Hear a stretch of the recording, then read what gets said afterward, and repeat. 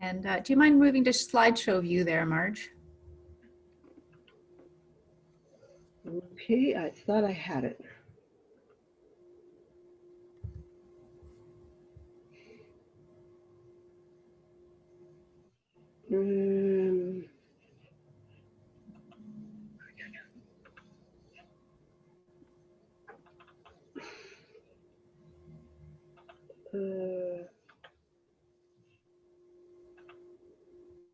There you, yeah, from beginning. Okay. Okay. Perfect. Okay. Thank you so much for having me here today to speak to you a little bit about Craftsman Center and the work that we do. My name is Susan, and I'm a person with lived experience with mental health challenges myself. And I also have family support experience. I have a parent who's had longstanding mental health challenges. And so that's really what's brought me to the work at the Craftsman Center. And I've been the executive director there since 2014. Next slide, please, Marge. So Craftsman Center had very grassroots beginnings. We were formed in 1998 by a small group of people in Richmond Hill who had lived experience with mental health challenges, as well as family members who saw gaps in the mental health and addiction system. They envisioned a soft place to land where people could be label-free, defined not by a mental health diagnosis that we may have been given, but by who we are as whole people. And they envisioned a place that offered peer support-based programs that could be an alternative or a complement to mainstream clinical services. Today, we continue to be fully led and run by people with lived experience and family members, offering a wide range of peer support programs, including recovery education, a 24/7 peer support phone line, peer supporters embedded in hospital emergency departments and hospital inpatient units, and mobile outreach workers. Next slide, please. The population in the areas we serve is among the most diverse across the country. We strive to grow a staff team that reflects the diversity of the populations we serve, and we're committed to bringing an equity and anti-oppression lens to our work and playing our part in dismantling anti-Black and anti-Indigenous racism and all forms of oppression.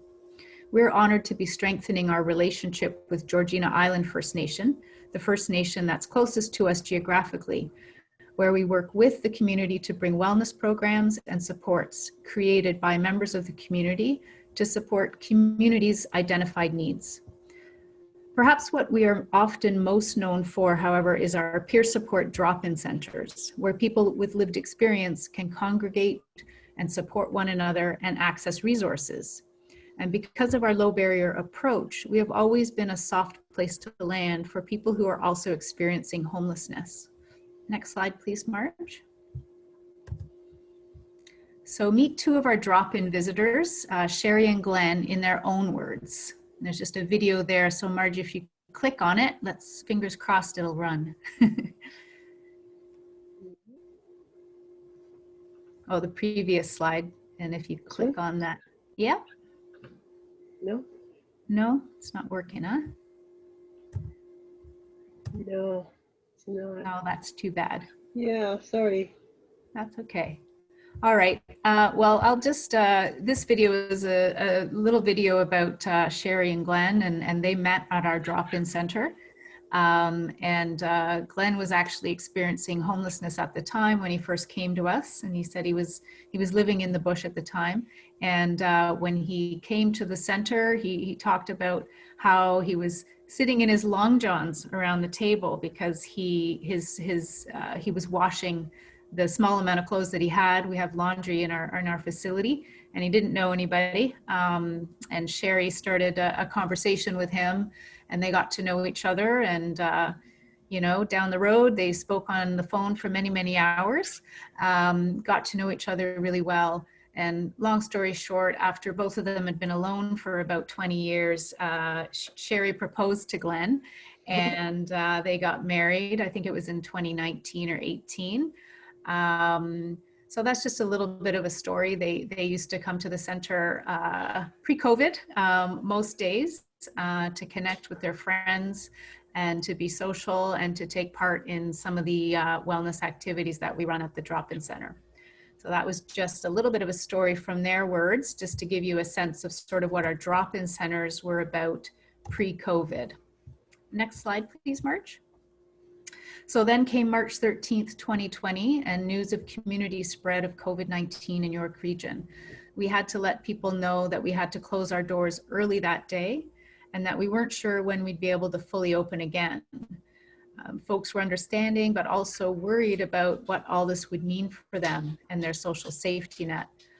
Many people referred to us as their home and their family. So we pivoted many of our programs to be offered virtually, and we implemented some new services virtually. But unfortunately, these virtual options would not be accessible to everyone and would not be able to address many of the needs that people were expressing. So we determined that we simply could not shut our doors completely, or many people would fall through the cracks and be without even the basic needs to survive, particularly those individuals we support who are experiencing homelessness. So the day after we closed, we pivoted to what we are now calling a drop-by center rather than a drop-in center. And so people knock at the door and can step back 6 feet, and our staff with our PPE gear will support them at the door, offering social connection and basic needs items. Next slide, please. So as the pandemic went on, people were identifying ongoing and emerging needs. Thankfully, we were invited to be a part of various collaborative tables organized by the United Way and the Region of York, allowing various partners to work together in a coordinated way. Funding through the United Way and Service Canada, the Region of York, and the Ministry of Health have allowed us to increase our offerings during the pandemic, allowing us to distribute more things like warm clothing, food, both non-perishable and prepared meals, outdoor survival gear, and grocery cards. We were also able to purchase smartphones with data packages to distribute to those experiencing homelessness and other disparities who also did not have access to the necessary technology to stay connected virtually. We've added a phone line to support those who use substances, as the pandemic has exacerbated the opioid crisis and the street drug supply is increasingly dangerous. Sadly, we have lost some of our peers to drug poisoning over the last few months. Next slide, please. So through the United Way and Reaching Home funding, it allowed us to rent a large hall for the summer at the Richmond Hill Presbyterian Church, where a limited number of people could enter to rest and have a meal, charge their devices, and connect with our peer support staff. We also rented a washroom and shower trailer, which people were definitely needing. And also the addition of United Way funding enabled us to meet our PPE supplies, our need for PPE supplies, and enhance cleaning protocols due to the pandemic. Next slide, please.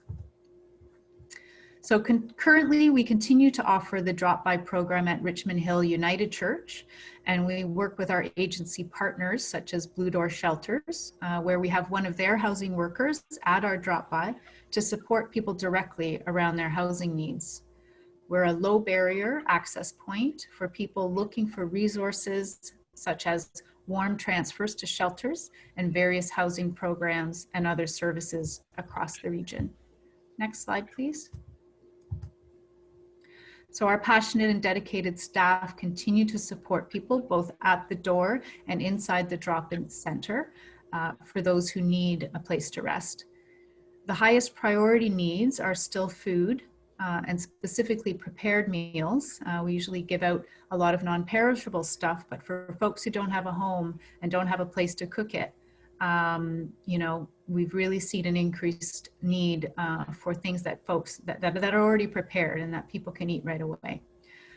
So the other needs are clothing, outdoor survival gear like sleeping bags and blankets, harm reduction kits, including naloxone, connection to other local resources, and peer support from our staff. And I cannot emphasize enough people's need for social connection in these times. Since the start of the pandemic, we've seen between 25 to 45 people at the Drop By Center in Richmond Hill, and new people visit us each week. Next slide, please. So our winter has been relatively mild so far. There is a cold weather alert for today and the next few days.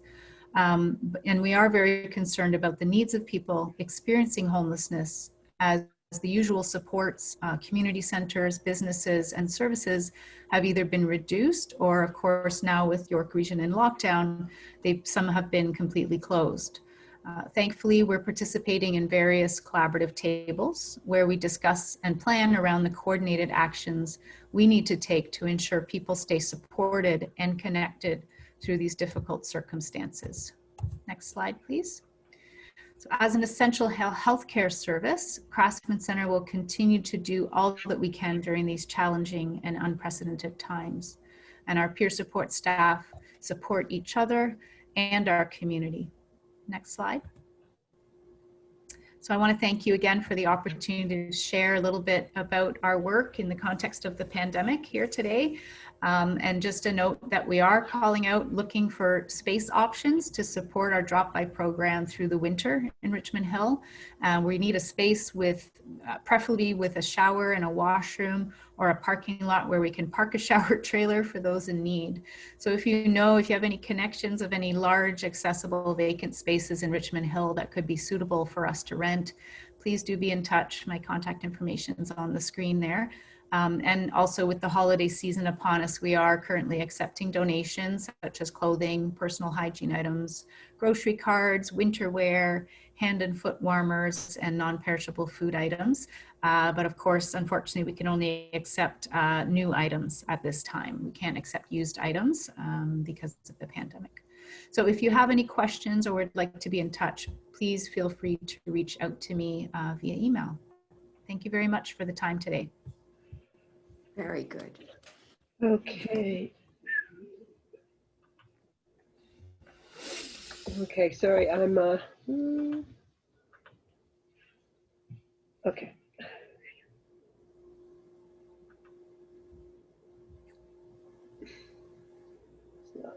Why am I?